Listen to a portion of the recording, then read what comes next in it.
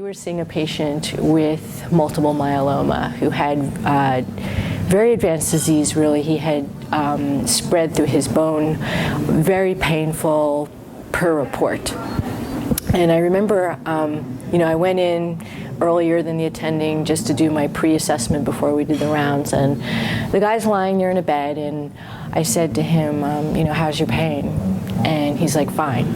And I'm like, does it hurt anywhere? And he's like, no. And I'm like, cool. I was like, great. Okay, so you're feeling much better. I'm glad to hear that. And I thought to myself, okay, this guy's doing great. And I remember I went and started rounding with my attending and told him about the patient. And then we went back in to see the patient. And he stood there and he looked at the patient and he says, how are you doing? And the patient says, fine.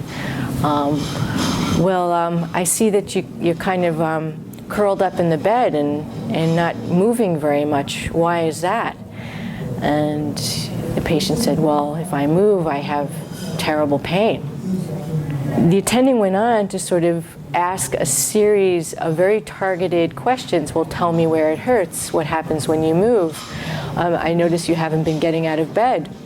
What happens when you get out of bed? Well, I can't get out. It hurts my back too much. I feel that I get a little nauseated. When was the last time you had a bowel movement? Oh, about a month ago.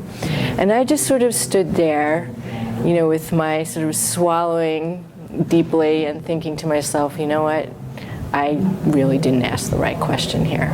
And I had really only gone as far as sort of getting a general answer from this patient about the pain, but I really didn't take the time just to ask some targeted questions about what was really happening. It was then that I just realized that pain assessment really isn't just a pain score. It's not just asking someone if they have pain, but you have to ask them about their function, about what's going on with them that day, and let them talk a little bit, because you're much more likely to make an error in the patient's pain management if you haven't taken the time to do this kind of assessment.